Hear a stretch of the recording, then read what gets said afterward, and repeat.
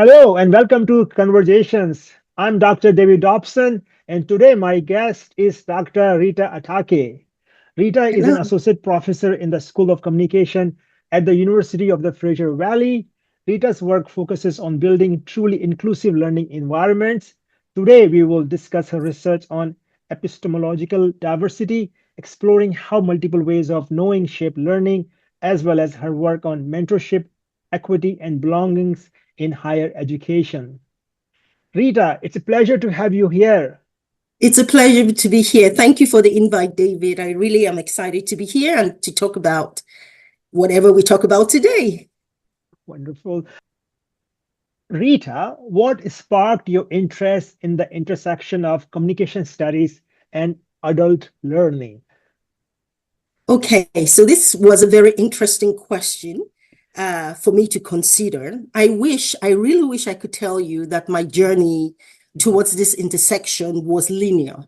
Mm, I wanted to be a journalist, like a very renowned Nigerian journalist. Her name was Siene Orwell Brown. mhm, She was the first female um, person I think I saw in any type of front role mm, on television way back then. So I wanted to be Siene Orwell Brown. mm, And I recall sitting with my dad, and my dad, listening to the news. I wasn't particularly interested in the news. I was mm, just fascinated just watching her speak. And my dad turned and he looked at me and he said, I don't look like Sienna Orwell Brown. I don't, but it kind of, I'm like, okay, I think I could work with this, right? So when I graduated my first degree from the University of Lagos, mm, I went and I completed my master's in communication studies. So the mm, intention was to be a journalist mm, and to become a news anchor. mm. And as life happens, Yeah. I moved to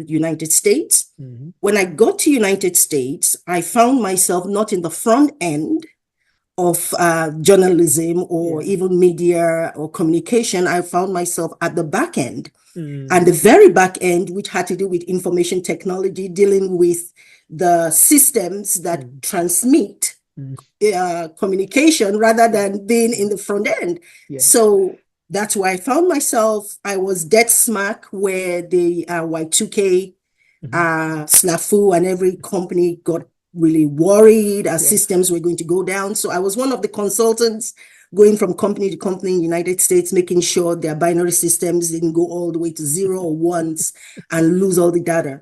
Yeah. But in any case, I did that. And as you would know, David, it's a very male dominated Mm, environment. I mean, mm, STEM, as we know mm, it now, mm, it invites a lot of females, but mm, way back then, and mm, I'm kind of dating myself mm, here, it was mostly male dominated, and I didn't fit. mm, I didn't fit for a variety of reasons. I'm mm, 5'3", I'm female, I'm a black girl working with these big, blurry mm, technicians. mm, And so a friend of mine says, have you considered teaching instead? mm. I'm like, okay, maybe I would take all of this and transmit that into teaching. And that's how I got into teaching. And when Wonderful. I got there, because I was very unique in as one of the only female teachers, doing this, I soon found myself being like the director of a Cisco Academy, the director Mm, of an information technology IT academy. I began training. And then because I was doing that, I became a director for workforce development in Pennsylvania. mm, And that was when I began to see the intersection between social cultural positionings and communication and career. mm, So with that, adult education kind of takes you mm, into looking at how systemic mm, issues can really impact the outcomes for adult learners. And so it just happened to intersect very quickly with everything that I was already doing. So it was not mm, linear, David. I mm, wish I had the intelligence to say this is exactly what I was going to do. It was just a great fit. I began to see in Pennsylvania at the time. I worked in Montgomery County, where it was a large Hispanic mm, population. mm, So all of the issues we see with our international students I saw it with a different demographic. So we had language barrier, we had perceptions of lack of intelligence because the assumption is they don't speak English, so they are not intelligent, they are not smart people. And so that impacted not just their careers, but the jobs, their entire lives, So it got me thinking when it was time for me to do my my doctoral studies. It was just an easy fit. I needed to balance both things. So that's how it happened for me. It wasn't an intelligent plan. Rita, your research emphasizes epistemological diversity. Could you explain what that means and maybe how faculty can integrate different ways of knowing in learning environments?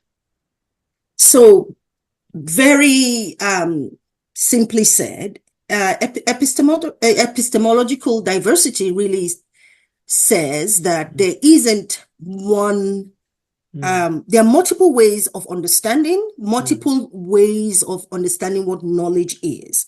So there's African epistemology, there's feminist epistemology, spiritual epistemology, indigenous epistemology, and we find that in academia, what is positioned and what is valued mostly is what we generally term a Western Eurocentric ways of knowing.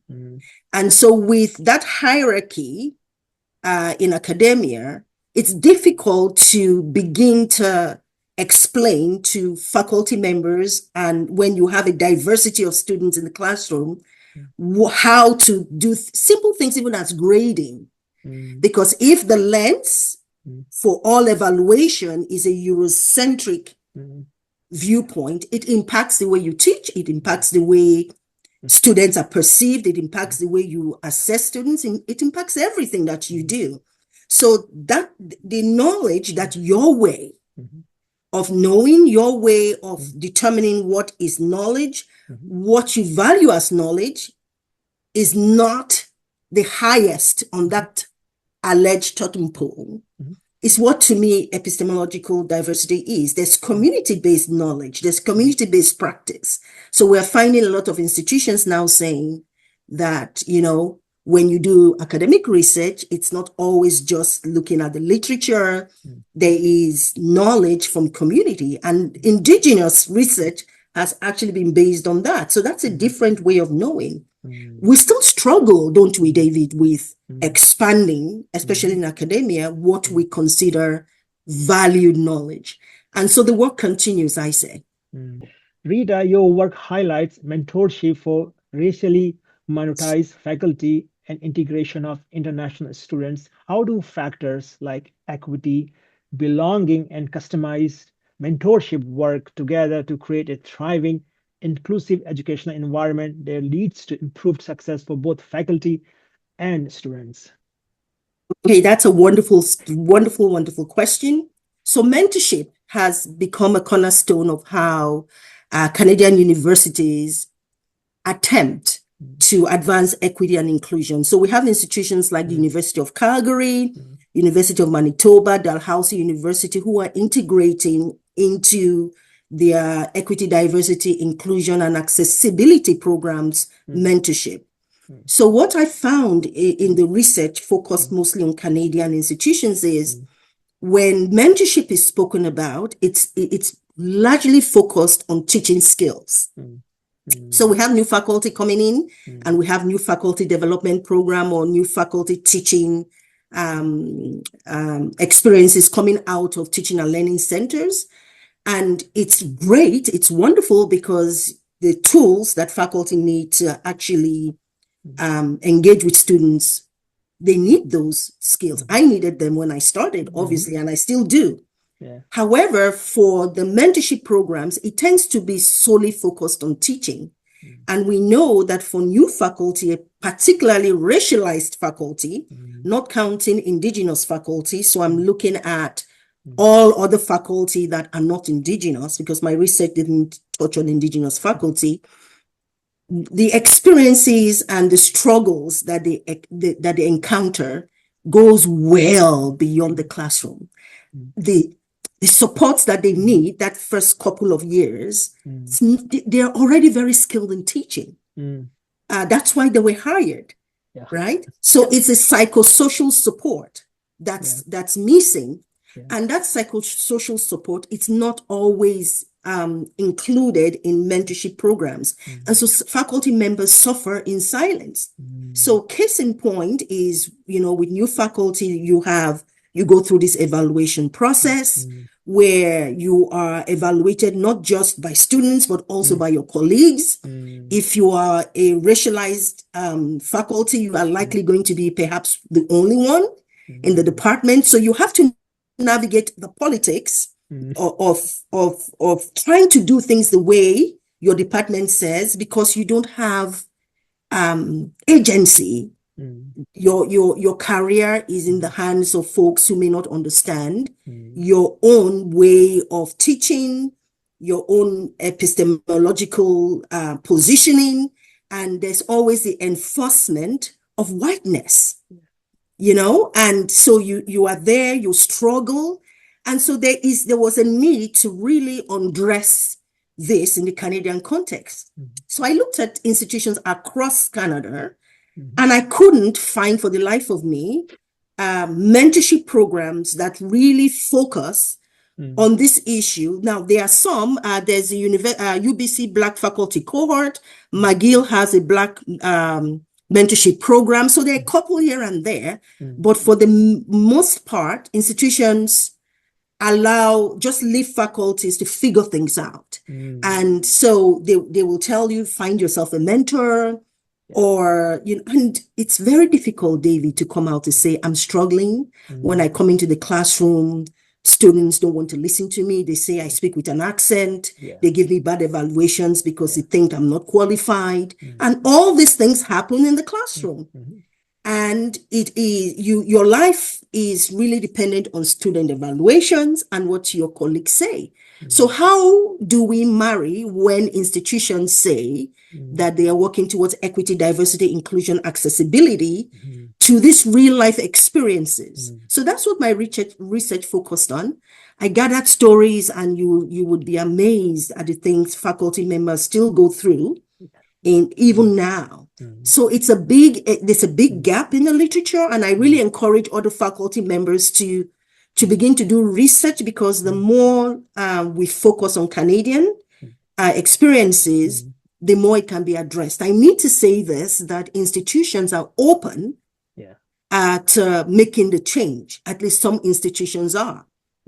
However, the labor still is put on racialized faculty to do the work. So it's like, you've seen this. Why don't you do research and, tell us about it? Well, we've been talking for years now.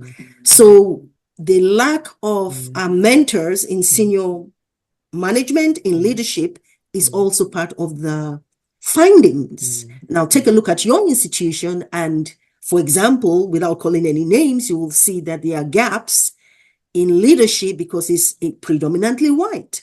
And so when we talk about mentorship, and we are talking about EDI, and we fought from that this is what we are doing as an institution, but we are still predominantly white, there is a gap between what you're saying and what faculty members are experiencing and what is happening in the classroom, because it trickles down. So that's what my research focused on. I hope that made sense. Oh, absolutely. In your field of communication, how can media literacy and critical communication skills be taught to empower students to identify and counter racism and bias in contemporary media and digital platforms? So, David, the way I think about this is we have to begin to empower students outside of media and digital virtual environments first. We replicate what happens in real life. And so for me, when I talk about this in critical communications and intercultural communications classes, I look at it in 3 dimensions: the cognitive dimension, where students are given the knowledge to begin to look at themselves, their biases. We all have ethnocentric perspectives. Everyone does. and to begin to challenge our own worldviews and ask questions, not just in what we see out there, but in ourselves. So that's the cognitive aspect. We look at communications theories. One of the things that I always talk about is Foucault's theory of power, that in every communication interaction, there's power there. In every communications interaction, even this, there is some level of power. Of course, it's flattened because you have been so kind, but in every communication interaction, there is power there. And so where is the power situated in communication, in that interaction? And so we begin to really interrogate ourselves, our biases, within the context of our own cultural viewpoints, our religious viewpoints, our familial viewpoints. Who is in our in-group? Who is in the out-group? Once that's done outside of media, then it's easier for students to recognize when they begin to see those types of biases in the media. So for example, David, one really interesting, very simple exercise I ask the class to do is, I tell them, I say, go to ChatGPT and ask ChatGPT to give you, and just say, could you give me a picture of the typical Canadian family?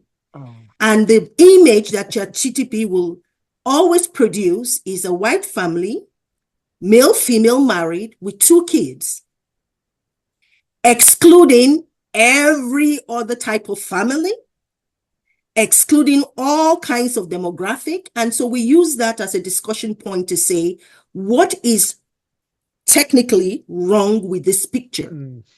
And that small exercise I use that to get students to say, this is the lens you must use when you are interacting in the virtual environment and with every media content, regardless of whether you are Democrat, Republican, that's the lens, because there's always bias in it. And not just racism, there's bias in terms of ableness. There's bias in terms of, okay, we don't want to talk about patriarchy, we'll be here all day, so let's just leave it there. Rita, with more than 2 decades of experience in post-secondary education in leadership roles, how has this extensive background informed your current research on inclusive education? I think I've touched on this question in everything that I've said, but so maybe I'll make it a little bit more personal here. For me, I tend to feel things. So when I'm in the classroom and I'm trying to do research, I want to make sure that the unseen and the unsaid is forefronted all the time. It gets me into trouble, David, I have to tell you this, but somebody has to point out things that are, in my opinion, just not right or fair. And so in my journeys, personally, I experienced a lot of the things that I'm talking about. And so I always go, not just from my lived experience, because my lived experience is not unique. I'm certain that some of the things I'm saying, you can relate to. Oh, yeah. And so I use a relational approach in my research, and I use storytelling. I'm a bit of, you can tell I can't keep quiet, right? I'm a bit of a storyteller, and I use that to inform the way that I gather information for my research. So my life has been storied. I've lived in Nigeria, I've lived in the UK, I've lived in the United States. Now I'm here, and it's the exact same story. We are not as different as we think. The struggles are the same, the career challenges are the same, the positionalities are the same. So then the question is, if we are not as different as we think, how can we begin to do research that shows that we are different but the same? So my work experience is there, but it informs my humanity in the way I approach the classroom, research, and my own lived experience. It's centered there. It comes from a place of empathy, a place of trying to build bridges. Yeah. Now, I will challenge, but I always leave a rose after I challenge. It's like, how can we? It's not intended to it's not just intended to question and to push. It's also intended to push that bridge a little bit further. So my work experience might be a bit diverse. It might, for some, it might be, oh, that's interesting. But to me, that's not what really guides me. It's the humanity of it all. The people that I've met, the experiences of students, the challenges of international students, for example, which was my challenge because I was an international student at some point in my life. So I see things and I see them through my own lens, and then I invite their own perspectives and marry the stories together, whether it's professional, academic, or current experiences. I hope that makes sense. Oh, absolutely, it makes sense. Rita, your teaching philosophy aims to give voice to indigenous and other ways of knowing. Can you share a specific activity or strategy you use in the communication classroom to achieve that? Yes. I think in the classroom, and I'll just give an example of one class because I think the strategy differs class to class. So one class that really challenges students, because I challenge them to question their positionalities, is it's a communication class where we talk about the different types of communication theories, some of which I mentioned, that influence the way like media, virtual communications, and our interpersonal communications. And I find that students tend to be very tentative in talking about their bias, their own subdued, even racism, their perceptions of others, the stereotypes that they hold. It's always very subdued because with that admission comes judgment, comes fear that will my colleagues or will the instructor think that I'm racist if I share this perspective. So my approach is to use some self-reflexivity. I share my own challenges, my own bias, and the snafus that I've made across my life. The stereotypes that I've held, my own ethnocentric viewpoints, my perceptions. A quick story that I tell, and I have to share this with students is at one time I went to Costco. I had a scarf on, so I looked somewhat African, and I was in Costco, and someone yelled, "My sister!" Oh. And I turned, and all I could see were white and Indo-Canadian, and I'm like, and I kept working, and I heard again, "My sister!" And I turn and I see, in my perception, an Indian man. And I'm like, "Are you talking to me?" He said, "Yes, you are my African sister." Oh. So, and I said to him, "Why do you call me that?" He said, "Because I'm African. I'm African. I'm from Uganda." Then I turned to him, I'm like, "Oh, my brother," right? So what happened there was my own lens was blurred because he possibly couldn't be my brother. He didn't fit. He didn't fit. He needed to be Black. He needed to sound somewhat African for him to be my brother. But that term, my sister, my brother, is a very African thing. That's if you see Africans talk, it's like my sister, my brother. So when he said that, I was like, that doesn't fit. So I shared these stories in the classroom and I positioned my own failures, and then students begin to speak.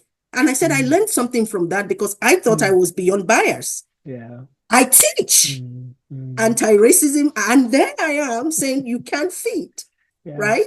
So I use storytelling and position my own mistakes, and I find that this quite silly, quite simple strategy not only invites students because we are storytellers, isn't it? And it also makes them understand that it's okay for them to say, when I entered the class the first time and I saw you. I've never had a black female professor. So I was like, oh, I'm not sure what to expect here.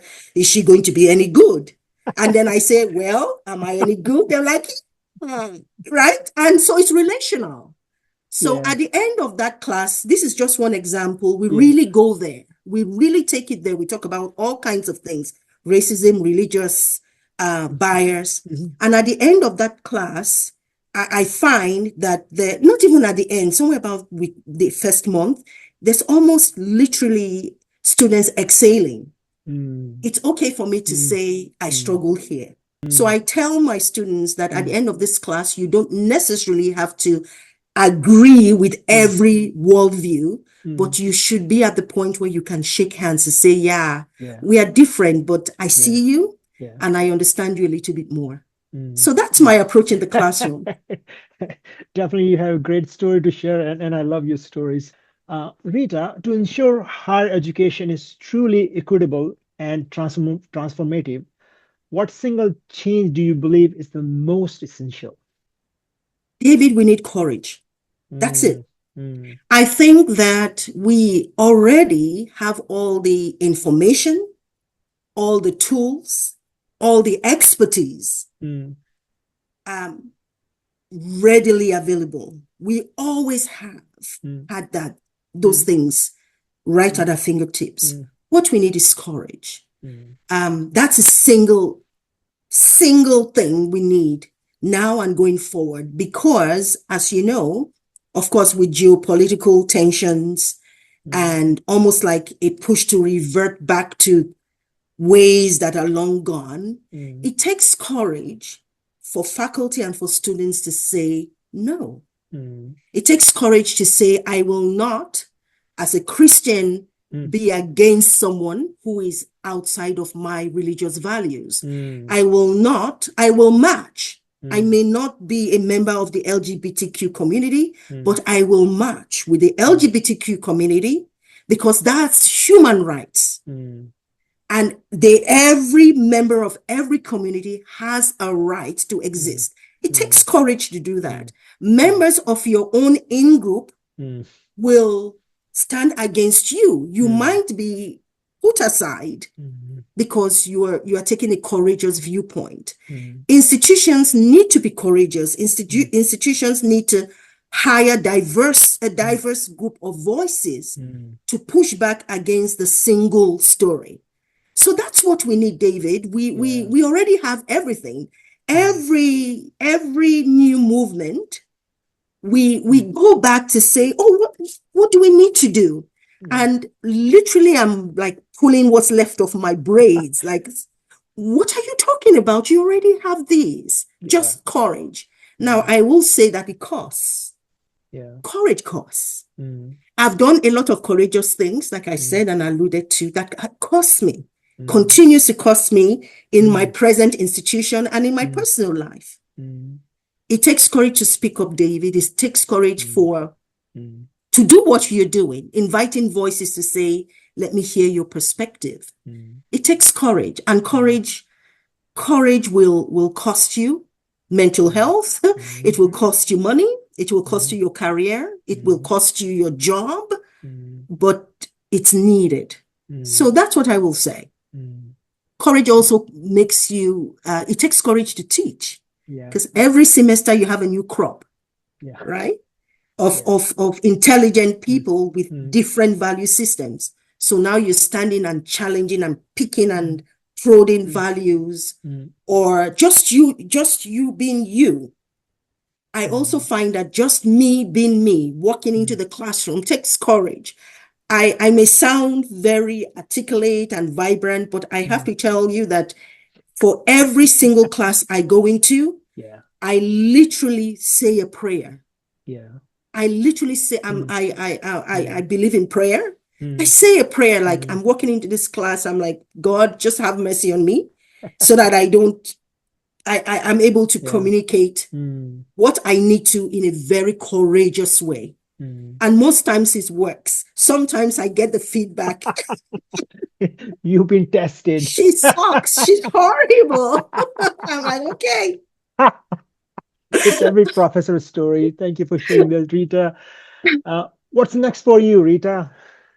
Well, pulling everything together, I'm looking into, I belong to several communities of practice Mm, where we are looking at dialogue, mm, which is needed. So the geopolitical tensions mm, really center on mm, debates. mm, And debates are organized in ways to separate. mm, Dialogue, on the other mm, hand, allows us to share viewpoints and to listen, but to build. Dialogue is relational, mm, debates separatist. mm, So I'm looking at research, mm, particularly communication research on dialogue. mm, So my next big project is to start off this big journey is to mm, do an expansive literature review mm, on the research on dialogue and how to encourage difficult conversations. mm. We are not very good with doing that lately, Yeah. How to encourage our students, our world leaders is how I call them, our Mm, future world leaders to be able to engage in difficult conversations mm, in person, virtually, in whatever ways, um, informed by the research. So mm, I'm going to be working with a few of our colleagues in mm, another community of practice, and I'm really looking forward to that because I really think it's needed. We mm, must be able to embrace after every difficult conversation and not think about how to get rid of positions that do not yeah. necessarily agree with ours. Yeah. Wonderful. Thank you, Rita, for your time and for sharing your valuable insights on epistemological diversity and inclusive education. We wish you all the best. Thank you, David. This was a lot of fun.